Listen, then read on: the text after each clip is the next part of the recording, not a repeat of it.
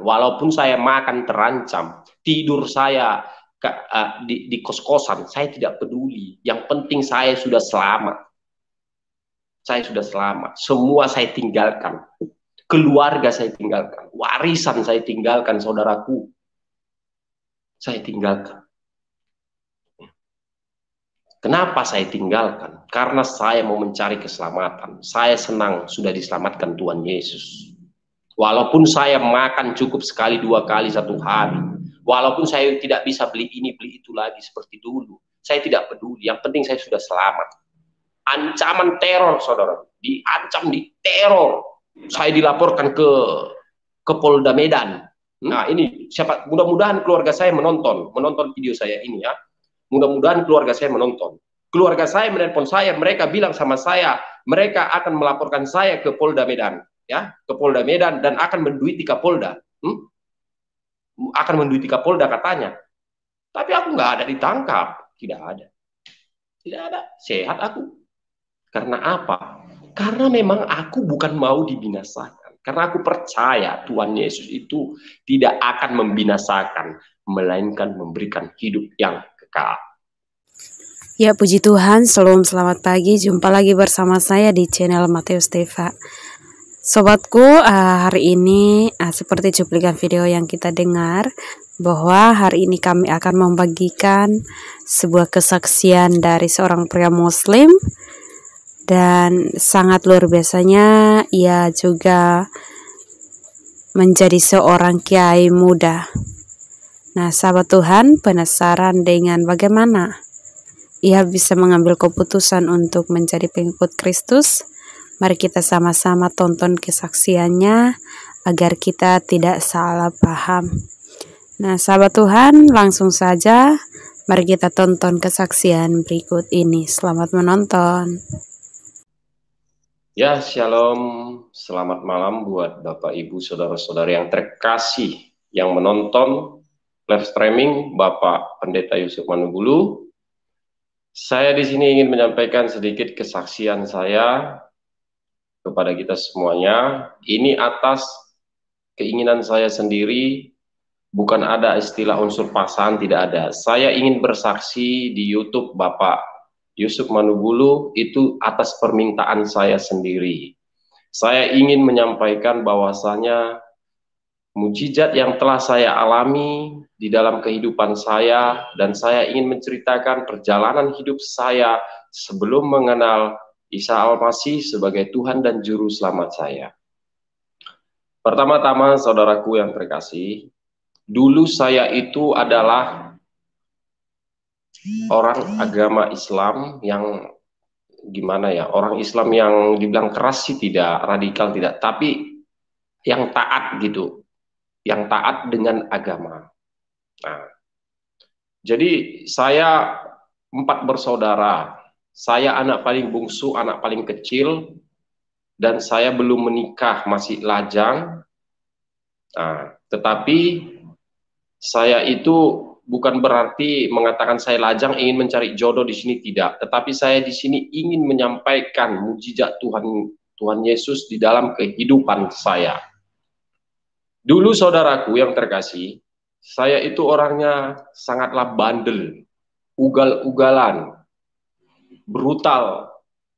Kenapa saya brutal? Karena saya anak paling bungsu. Nah, karena saya merasa kalaupun saya ditangkap polisi, saya akan dibebaskan. Karena zaman dulu masih berlaku duit, saudaraku ya. Ini saya belak-belakan aja kesaksian di sini ya. Sebelum saya masuk pesantren, sebelum saya mengenal Isa Al-Masih. Saya dulu bandel, saya balap motor. Akhirnya saya mukulin orang, akhirnya saya diangkat menjadi ketua geng motor di Sumatera Utara, di Medan, di tempat kediaman saya. Kenapa saya diangkat menjadi ketua geng motor? Karena saya itu memukulin orang bukan 1 2 lagi gitu. Dulu.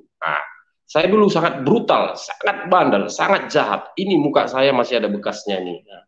Kemana ya ini? Ini bekasnya salah satu saksi. Dan juga di tangan ada, di perut ada ya.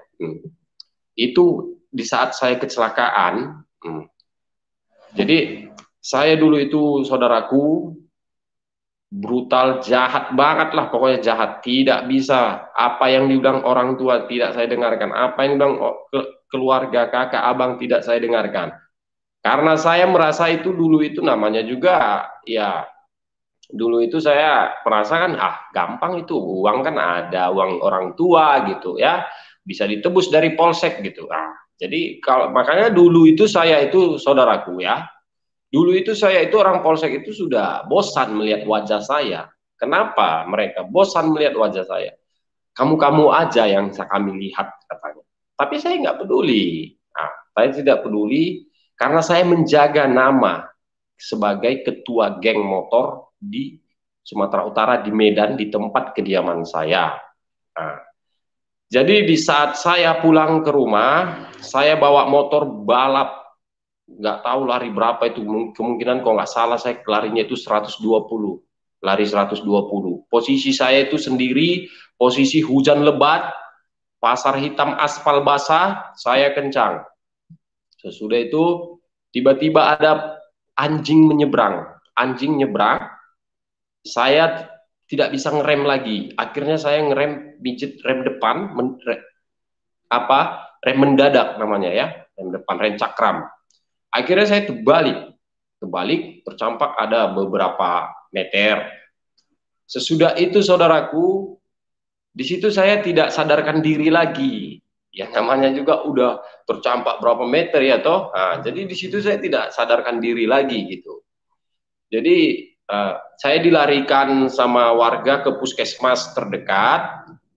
Puskesmas terdekat membawa saya lagi, menolak saya ke rumah sakit umum.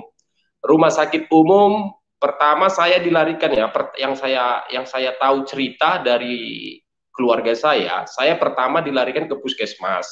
Yang kedua saya dilarikan ke rumah sakit Adam Malik Medan. Karena rumah sakit Adam Malik Medan dekat dengan rumah saya. Rumah saya dulu itu di Jalan Jamin Ginting Medan, Sumatera Utara ya, jalan mau menuju Brastagi Kawan Jahe. Jadi dari kejadian ini dekatnya rumah sakit umum itu ke rumah sakit Adam Malik Medan. Sampai di rumah sakit Adam Malik Medan, rumah sakit Adam Malik Medan kemarin itu mengatakan saya itu tidak ada lagi harapan untuk hidup. Kenapa saya tidak ada harapan untuk hidup? Karena posisi saya dulu, saudaraku, sangat parah. Sangat parah. Parah banget. Ya namanya lari 120. Coba, saudaraku. Dan dokter Adam Malik mengatakan saya itu tidak ada lagi harapan untuk hidup. Tidak ada lagi harapan untuk hidup. Kalaupun hidup, saya itu gila. Itu pesan mereka. Ya toh. Akhirnya saya dirujuk ke Rumah Sakit Peringadi Medan. Rumah Sakit Peringadi Medan dokternya mengatakan begitu juga. Akhirnya dirujuk lagi ke Rumah Sakit Elizabeth Medan. Rumah Sakit Elizabeth Medan mengatakan begitu juga. Akhirnya namanya orang tua, bagaimana orang tua dengan anaknya? Akhirnya orang tua mengirim saya untuk keluarga, orang tua diskusi mengirim saya untuk ke Penang, Malaysia. Akhirnya saya dilarikan, dibawa ke Penang, Malaysia, saudaraku. Sampai saya ini posisi saya nggak sadar ya. Ini cerita saya tahu dari keluarga saya karena saya tidak sadarkan diri. Sampai di Penang saya tidak sadarkan diri, saudaraku. Tidak sadarkan diri, tidak sadar gitulah. Sampai di Penang, saya di sana dikasih obat mahal itu katanya ya, obat mahal, obat bagus. Memang benar bagus. Nyatanya saya ini sembuh, tapi mahal gitu ya. Akhirnya sampai di Penang, di Penang saya sekitar 2 minggu. 2 minggu saya di Penang, baru saya posisi saya sadar, tetapi belum sembuh total. Maksudnya sembuh total itu belum bisa saya lari-lari, belum bisa bawa motor, belum bisa bawa mobil, belum bisa, karena posisi saya di situ hanya sekedar sadar gitu. 2 minggu saya di Penang, Malaysia, baru saya sadar. Di situ, habis itu barulah saya dibawa pulang ke Medan. Baru pulang ke Medan. Sampai di Medan, saya ada sekitar 1 bulanan gitulah di Medan ya. 1 bulanan sampai sembuh total gitu. Orang tua tidak melepas saya kalau saya belum sembuh total. Jadi ada 1 bulanan saya di Medan, saya udah bisa jalan sendiri, naik motor sendiri, bawa mobil sendiri, udah bisa. Nah, akhirnya saya keluarga berdiskusi untuk saya itu kalau bisa ya masuk pesantren lah, kalau tidak ini bakalan jadi anak setan katanya. Nah, gitu. Kenapa mereka mengatakan saya jadi anak setan? Karena saya dulu itu saudaraku sangat brutal. Memang itu teguran dari Tuhan itu buat saya. Kenapa saya mengatakan teguran dari Tuhan? Karena saya itu dulu itu jahat benar lah saudaraku, jahat benar. Ah, ah, jahat benar. Kenapa saya bilang jahat benar? Saya asli orang Medan, orang Toba. Hmm. Kemarin itu waktu saya di sana itu orang-orang kita apa, orang kita Karo, orang kita Simalungun, Mandailing, teman-teman saya, mafia-mafianya, bandit-banditnya, saya bilang sama mereka, harga kalian berapa? Itu bahasa saya dulu ya, waktu saya brutal. Itulah karena saya sangat brutalnya dulu. Berapa harga kalian biar saya beli? Saya ngomong bicara begitu. Karena saya menjaga nama baik saya, menjaga harga diri saya. Nah, sebagai ketua geng motor kan begitu.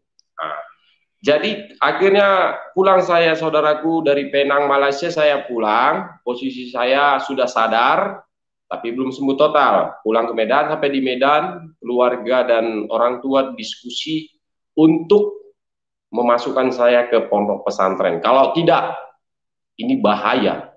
Ini bisa jadi kembali lagi jadi anak setan katanya. Nah, itu bahasa mereka. Karena orang tua udah habis-habisan saudaraku. Ah, gitu. Jadi akhirnya saya masuk pondok pesantren. Ya, akhirnya saya masuk pondok pesantren Medan. Di dalam pondok pesantren Medan saya belajar sungguh-sungguh saudaraku. Saya belajar sungguh-sungguh. Saya mendalami ilmu agama Islam. Sholat saya 7 waktu, bukan 5 waktu lagi. Kenapa saya bilang 7 waktu sholat saya? Nah, karena saya menambahkan sholat saya 2, yaitu duha dan tahajud. Makanya saya bilang 7 waktu. Jadi dulu itu saudaraku sholat saya 7 kali saudaraku. Beruntung dulu itu sholat tidak 10 kali, 20 kali. Kalau sempat 10 kali, 20 kali dulu sholat, ya mungkin saya jalani juga. Karena memang saya dulu benar-benar ingin bertobat. Ingin bertobat. Ingin meninggalkan manusia lama saya dulu. Nah, jadi masuk saya pondok pesantren saudaraku, benar-benar saya mendalami ilmu agama Islam, saya bertobat, saya rajin sholat, rajin berzikir. Apa itu zikir? Tasbih. Apa itu tasbih? Itulah tujuan kita hanya satu, yaitu Allah. Ya, itulah yang saya pelajari di dalam. Nah, kenapa saya mempelajari itu sungguh-sungguh? Karena saya memang benar-benar mau bertobat, bukan mau main-main. Nah, jadi saya belajar sungguh-sungguh saudaraku, sholat, zikir, saya lakukan di pesantren. Selama 8 bulan, sampai 8 bulan saudaraku, 8 bulan saya tidak pernah keluar dari pesantren. Pasar hitam tidak pernah saya lihat. Saya tidak pernah selama 8 bulan saya keluar dari pesantren. Saya belajar benar-benar. Saya belajar sungguh-sungguh karena saya benar-benar mau bertobat. Nah, jadi selama 8 bulan saya di dalam pesantren, saya sudah mendapatkan gelar seorang khalifah. Apa itu khalifah? Khalifah itu yaitu kiai muda. Apa itu kiai muda? Kiai muda itulah nama kita yang telah diangkat Allah Subhanahu wa taala. Itulah saudaraku, ya. Nah, jadi saya sudah mendapatkan gelar di situ. Karena di pesantren ada tingkatan saudaraku. Ada tingkatan. Pakai kalau di pesantren bilang kaji. Kaji itu apa? Tingkatan, seperti polisi, bribda, bribtu, brigadir, bribka, seperti itu. Polisi ada tingkatan. Nah, jadi kalau saya itu 8 bulan tembus. 8 bulan tembus saya mendapatkan gelar seorang khalifah. Apa itu khalifah? Yaitu kiai muda. Jadi begitu saya mendapatkan gelar seorang khalifah, saya pergi kunjungan ke Pulau Jawa. Tidak perlu saya sebutkan ya di Pulau Jawa di mananya. Ya, saya Pulau Jawa, saya menjumpai para tokoh. Saya menjumpai para jamaah, para ustadz-ustadz, para tokoh, saya temui ke Pulau Jawa. Nah, Jadi di saat saya menemui ke Pulau Jawa, saudaraku, saya bermimpi. Saya bermimpi dengan teman saya. Saya mempunyai teman namanya Pak Nababan. Dia Marga Nababan. Dia polisi dinas di Pekanbaru Riau, masih aktif. Dia di Polsek Pekanbaru, dia dinas di sana, polisi masih aktif. Dia bagian Babin Kamtipmas. Teman saya, agama Kristen. Nah, jadi saya bermimpi dengan teman saya ini, saudaraku. Saya bermimpi dengan dia. Dia mengajari saya baca Alkitab. Nah, dia mengajari saya baca Alkitab dan dia juga mendoakan saya. Habis itu saya terbangun. Sesudah saya terbangun, saya merasa begini, loh, kok saya mimpi dengan dia? Begitu. Dan juga saya mimpi dengan teman saya ini, sementara saya ini bukan orang sembarangan gitu loh ya. Serban sudah di kepala, ya, serban. Nah, tasbih sudah di tangan. Apa itu tasbih? Untuk zikir, ya. Kenapa saya mengatakan seperti itu? Saya di situ bingung, tanda tanya. Kenapa saya mimpi dengan teman saya? Dia mengajari saya baca Alkitab dan juga dia mendoakan saya.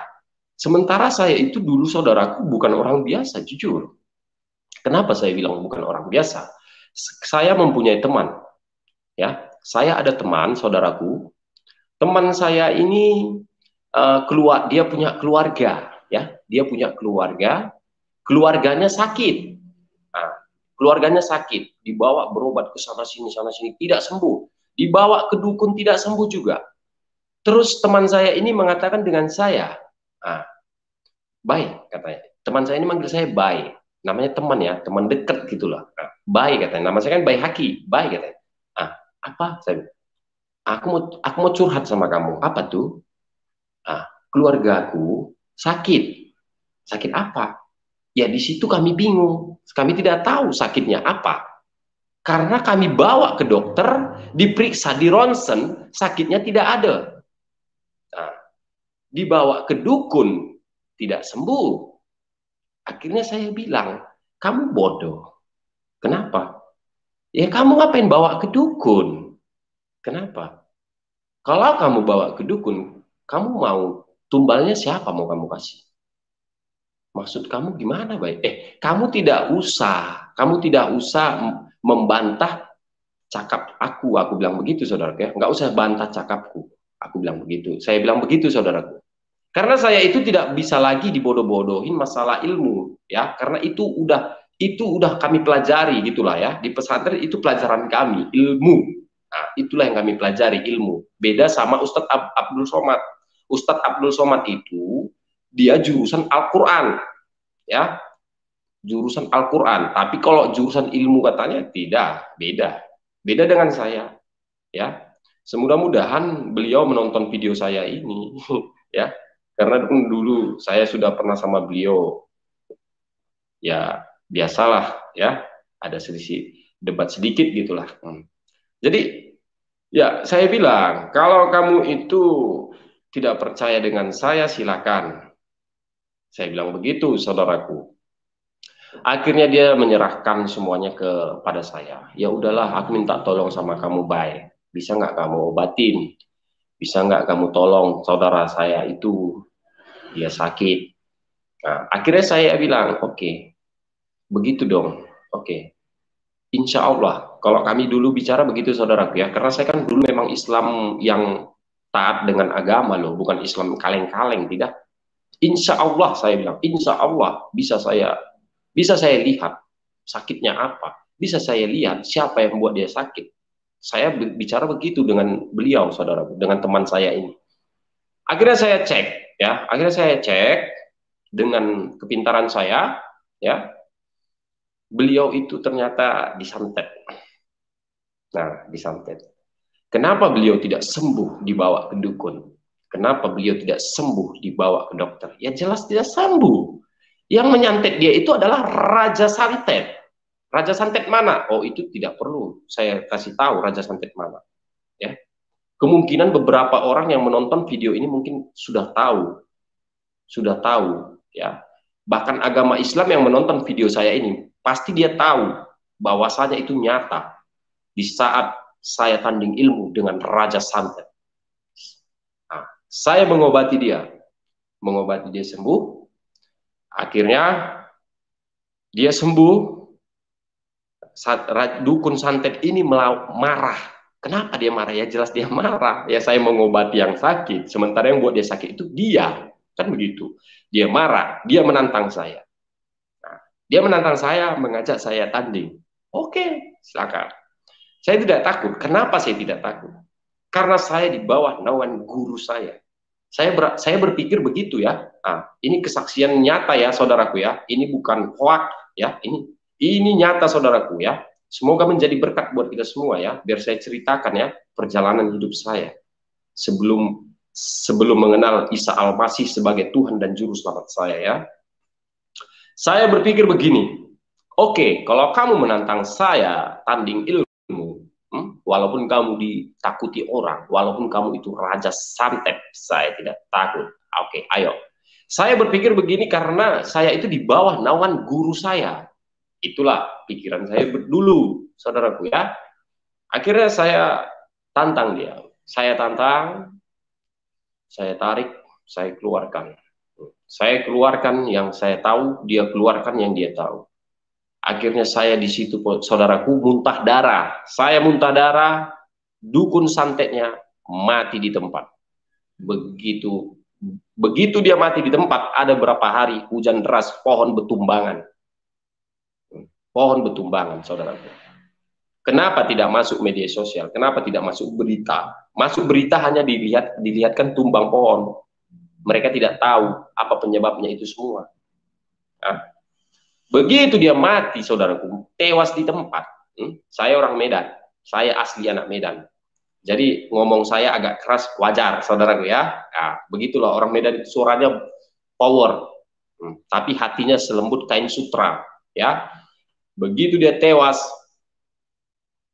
nah, pohon betumbangan, hujan kencang, waduh anginnya macam angin puting beliung. Begitu dia meninggal, ya, saya muntah darah, saudaraku. Saya muntah darah posisi saya di situ.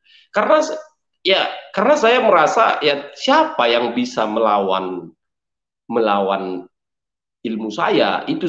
Dulu saya berpikir begitu.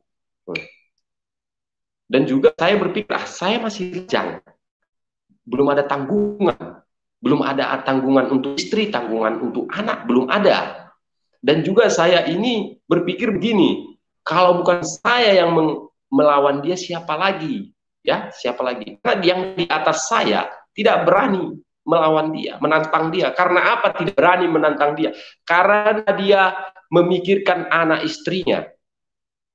Memikirkan anak istrinya. Dia tidak berani, ya.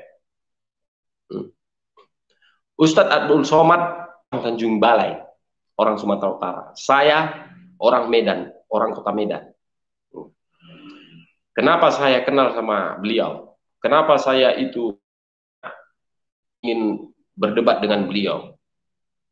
Yaitu pribadi kami, tetapi itu tidak perlu dibahas di sini. Begitu saudaraku ya. Intinya saya itu sudah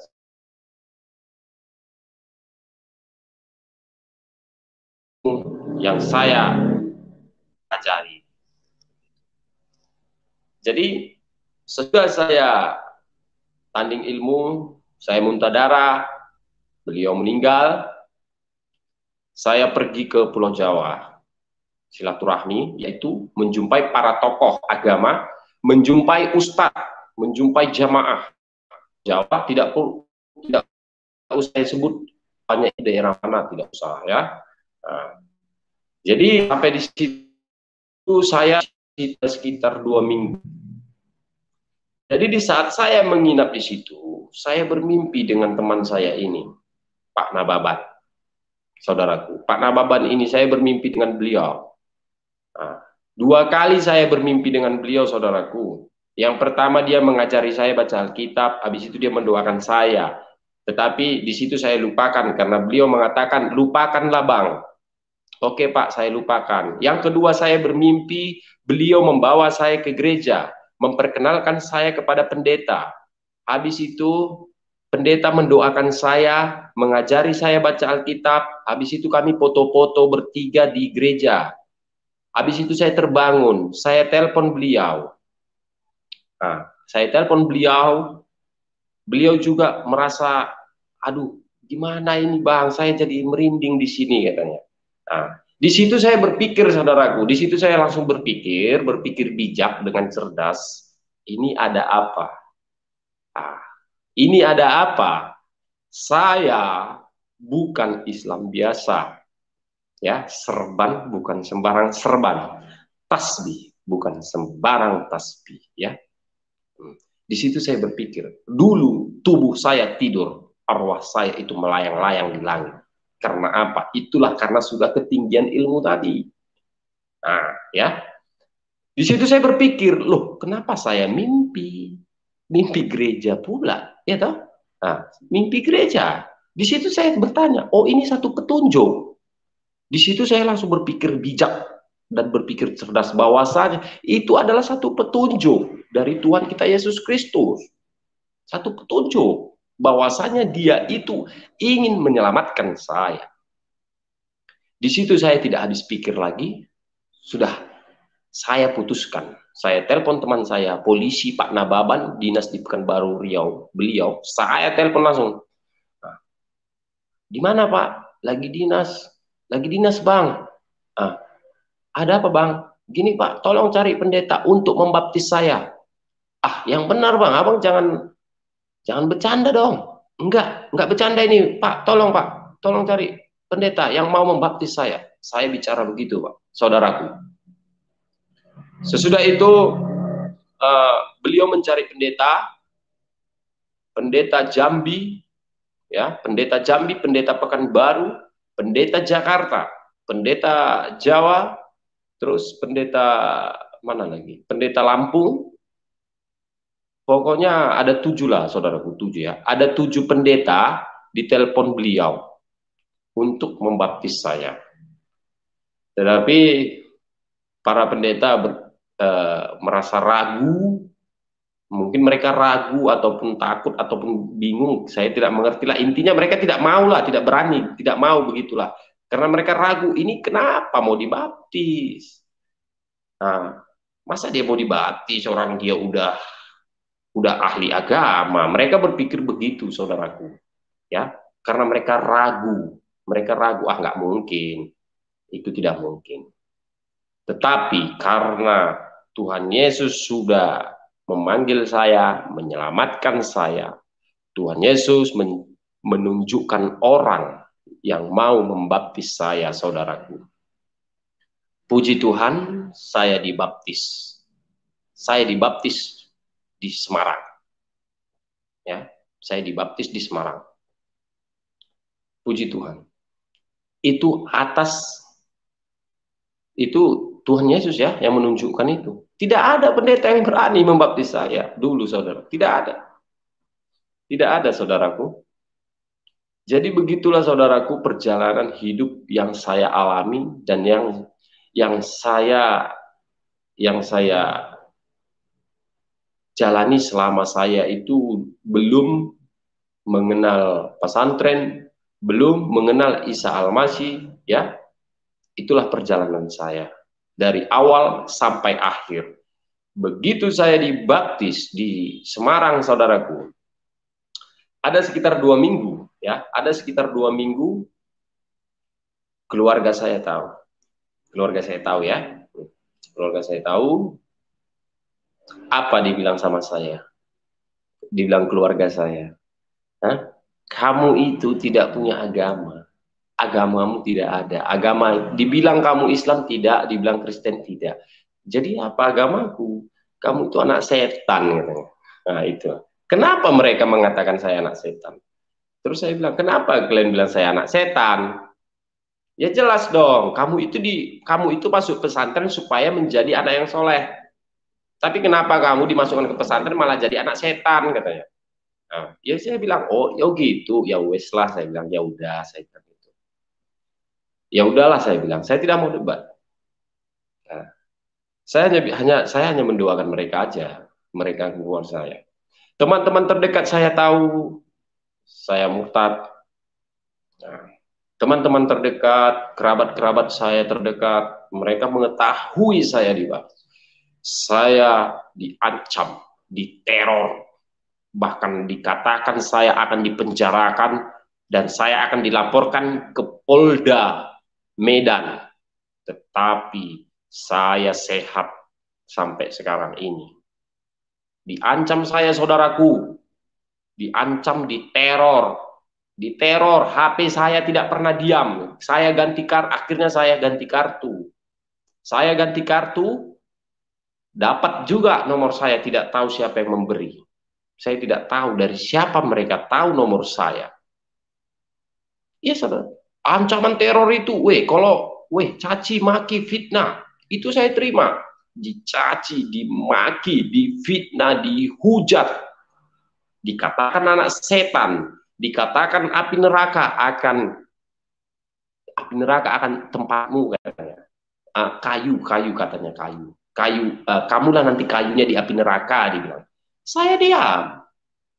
Saya tidak ambil pusing. Saya tidak mau ambil pusing. Saya bilang, ya sudah ya, HP matikan ya, aku lagi sibuk. Ya itu alasan saya. Tetapi begitu HP saya matikan, saya langsung berdoa. Apa doa saya? Doa saya hanya singkat, saudaraku, karena saya belum tahu doanya seperti apa untuk mereka. Saya belum mengerti, belum paham. Hanya doa saya cukup cuma satu, ya Bapak ampunilah mereka, sebab mereka tidak mengerti apa yang mereka perbuat. Hanya itu doa saya buat mereka, saudara. Puji Tuhan saya diselamatkan sampai sekarang. Sampai sekarang saya diselamatkan. Walaupun saya makan terancam, tidur saya di kos-kosan, saya tidak peduli. Yang penting saya sudah selamat. Saya sudah selamat. Semua saya tinggalkan. Keluarga saya tinggalkan. Warisan saya tinggalkan, saudaraku. Saya tinggalkan. Kenapa saya tinggalkan? Karena saya mau mencari keselamatan. Saya senang sudah diselamatkan Tuhan Yesus. Walaupun saya makan cukup sekali, 2 kali satu hari. Walaupun saya tidak bisa beli ini, beli itu lagi seperti dulu. Saya tidak peduli. Yang penting saya sudah selamat. Ancaman teror, saudara. Diancam, diteror. Kalau HP, saudaraku, hampir setiap hari lah. Dalam satu hari nggak tahu berapa ratus panggilan tak terjawab. Berapa SMS masuk. Saya tidak peduli. Saya dilaporkan ke Polda Medan. Beruntung Kapolda Medan orangnya konsisten, komitmen, konsekuen. Dia tidak mau mengurus masalah begituan. Dia tidak mau diduitin. Ini cakap kasarnya ya.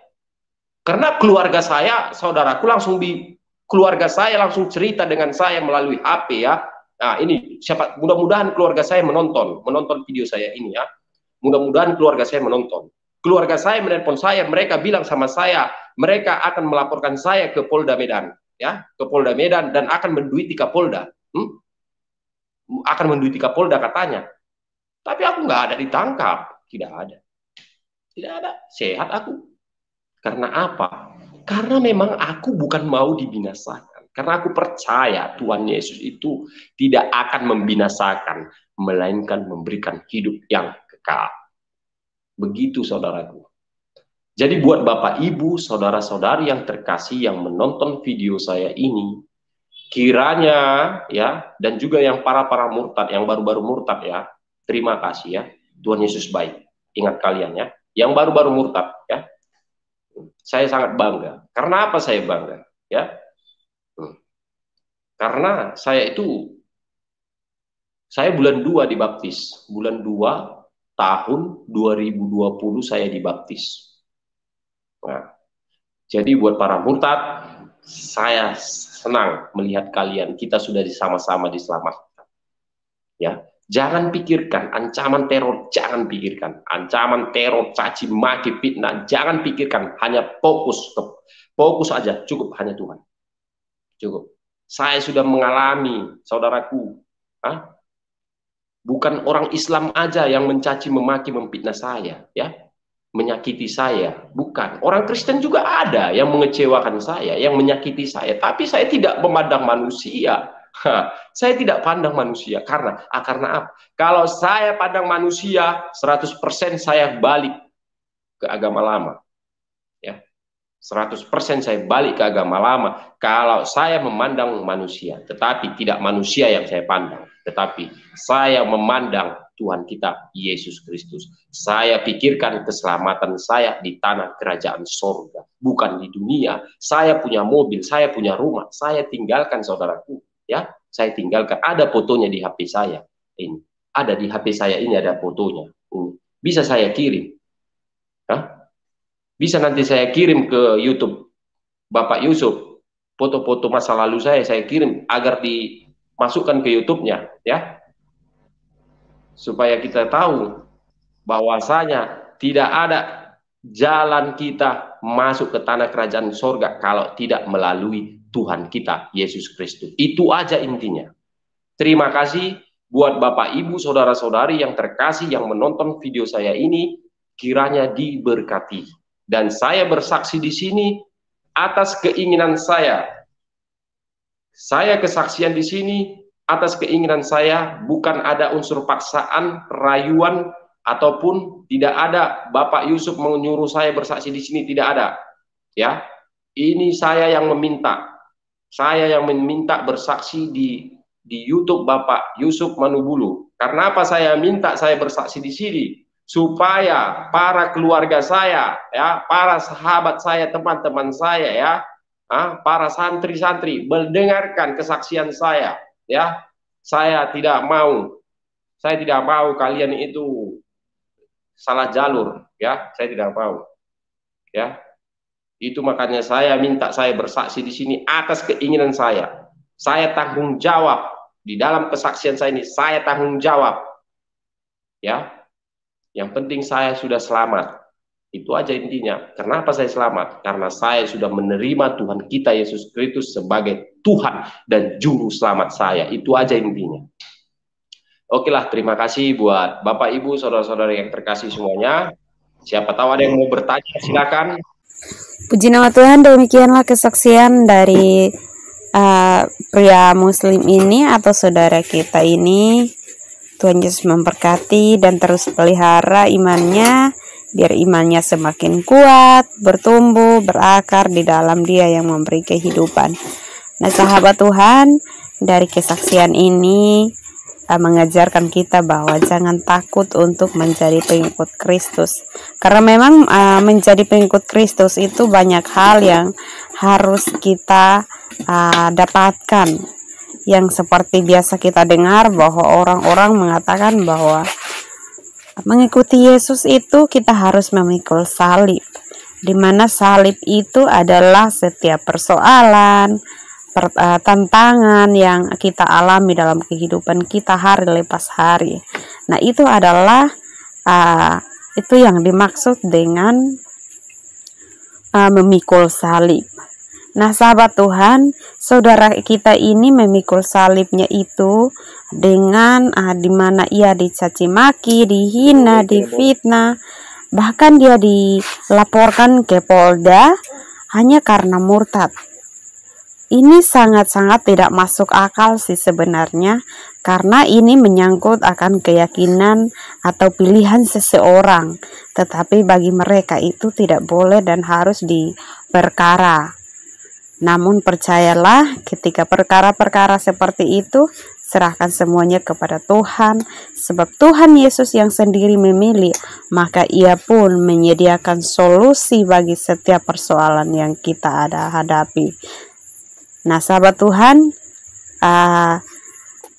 kesaksian ini kiranya cukup sampai di sini, dan sekian, terima kasih buat sobatku yang sudah setia tonton kesaksian ini sampai selesai dan setia mengikuti akan setiap kesaksian-kesaksian yang kami upload. Tuhan Yesus memberkati kalian semua dan shalom, sampai jumpa di kesaksian berikutnya.